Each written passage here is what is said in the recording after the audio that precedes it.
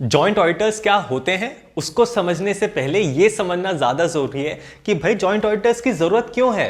मतलब ऐसा क्यों होता है कि भाई एक ऑडिटर से काम नहीं हो रहा एंड हमें एक से ज्यादा ऑडिटर की जरूरत है। ऐसा क्रिकेट में होता है ना कभी कभार कि एक टीम इतने ज्यादा रन बना लेती है कि उसको चेस करने के लिए आपको एक अच्छी पार्टनरशिप की ही जरूरत पड़ती है। सिमिलरली ऑडिट में काफी बार ऐसा हो जाता है जहां पे क्लाइंट का जो काम है वो या तो बहुत वास्ट है या फिर बहुत ही टेक्निकल नेचर का काम है। तो वो जो क्लाइंट है वो ये चाहता है कि यार जो उसका ऑडिट है वो एक ऑडिटर ना होके दो या दो से ज्यादा ऑडिटर्स मिलकर काम करें सो दैट काम ठीक से हो सके।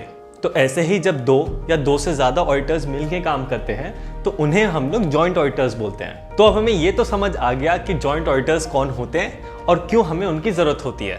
अब बात करते हैं रिस्पॉन्सिबिलिटीज ऑफ जॉइंट ऑडिटर। तो अभी होली की ही बात है, तो मैं और मेरा फ्रेंड प्लान कर रहे थे कि यार हम लोग एक गेट टुगेदर करते हैं जहाँ पे हम सारे दोस्तों को बुला लेंगे। तो हम दोनों ने आपस में ये डिसाइड करा कि भाई जगह का इंतजाम वो करेगा और खाने पीने का इंतजाम मैं करूंगा। तो ठीक है भाई, गेट टुगेदर वगैरह हुआ, बहुत सारे दोस्त आए। पर एक बात बताओ, अगर खाने पीने में कोई दिक्कत होती, कोई कमी होती तो वो मेरी रिस्पॉन्सिबिलिटी होती, राइट? क्योंकि वो मेरा एरिया था। एंड सिमिलरली अगर जगह के रिगार्डिंग कोई दिक्कत होती तो वो मेरे दोस्त की रिस्पॉन्सिबिलिटी होती क्योंकि वो उसका एरिया था।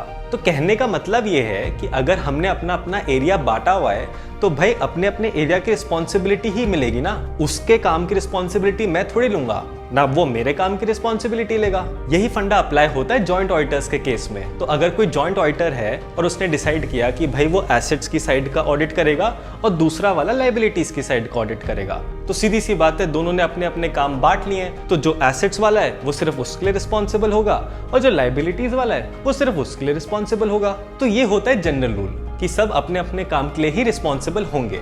बट यही कहानी में एक ट्विस्ट आता है और ट्विस्ट ये है कि भाई कुछ केसेस ऐसे होते हैं जहां पे दोनों ऑडिटर मिलके ही रिस्पॉन्सिबल होंगे। एंड वो कौन से ऐसे एरियाज हैं वो देखेंगे इस वीडियो में। पहला, वर्क नॉट डिवाइडेड।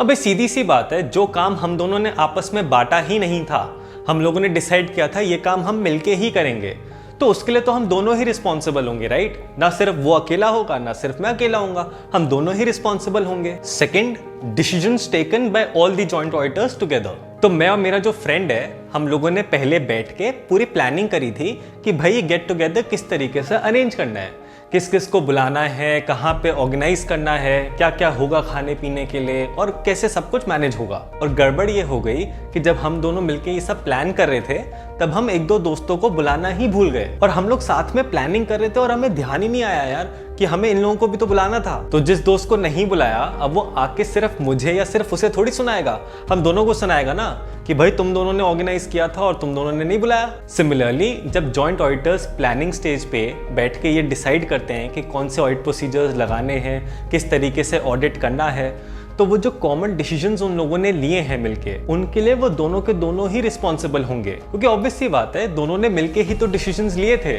तो ऐसा थोड़ी होगा कि एक को रिस्पॉन्सिबल करोगे दूसरे को नहीं करोगे, दोनों ही रिस्पॉन्सिबल होंगे। Third is matters brought to the notice of a joint auditor. तो होली के दिन क्या हुआ, जो मेरा फ्रेंड है जो साथ में ऑर्गेनाइज कर रहा था वो मेरे पास आया और बोला कि भाई रेजिडेंशियल प्लेस में इतना तेज म्यूजिक चलाना अलाउड नहीं है और पुलिस घूम रही है, चालान काट देगी कि इतना लाउड म्यूजिक चलाया हुआ है रेजिडेंशियल प्लेस पे। तो उसने मुझे आके ये चीज बताई और मैंने भी इस बात को बहुत हल्के में लिया कि मैंने सोचा कि यार होली है, कोई ऐसी टेंशन नहीं है, देख लेंगे, संभाल लेंगे। और वाकई बता रहा हूँ कुछ नहीं संभाला गया, पुलिस आई, चालान काटा, चली गई। तो अब बात यह है कि भाई इस चीज के लिए रिस्पॉन्सिबल कौन है? वो बंदा मेरा फ्रेंड रिस्पॉन्सिबल होगा या मैं हूंगा?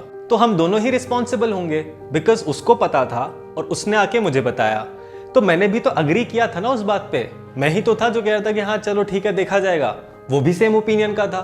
तो जब मेरी भी नॉलेज में था, उसकी भी नॉलेज में था एंड हमने उस मैटर पे अग्री भी करा था, तो ऑब्वियस सी बात है हम दोनों ही रिस्पॉन्सिबल होंगे। तो ऐसे ही जब जॉइंट ऑडिटर्स होते हैं, अगर एक जॉइंट ऑडिटर एक मैटर दूसरे जॉइंट ऑडिटर को बताता है, उसकी नॉलेज में लेके आता है एंड दोनों का उसके ऊपर एक अग्रीमेंट होता है, इन दैट केस उस मैटर के रिगार्डिंग वो दोनों के दोनों ही रिस्पॉन्सिबल होंगे। Fourth is presentation and disclosure requirements of financial statements. अब इस पॉइंट को ध्यान से सुनना। तो फाइनेंशियल स्टेटमेंट्स तो कॉमन ही होती है एंटिटी की, उसी में से जो जॉइंट ऑडिटर्स हैं वो अपना अपना एरिया बांटते हैं। बट कॉमन क्या है? जो फाइनेंशियल स्टेटमेंट्स होती हैं। इसीलिए दोनों की ही रिस्पॉन्सिबिलिटी बनती है कि फाइनेंशियल स्टेटमेंट्स कंप्लाई करें with presentation and disclosure requirements. क्योंकि फाइनेंशियल स्टेटमेंट तो कॉमन ही है ना दोनों के लिए, वो तो अलग अलग नहीं बनती, वो तो एक ही है।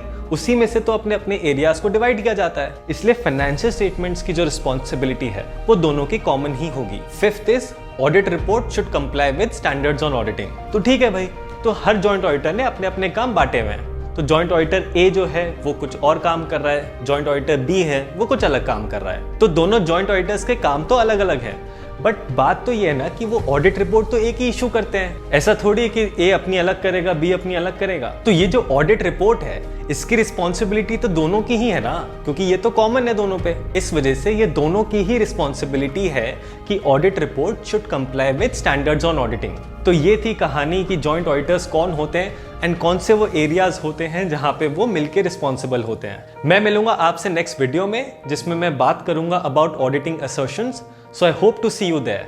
Thank you.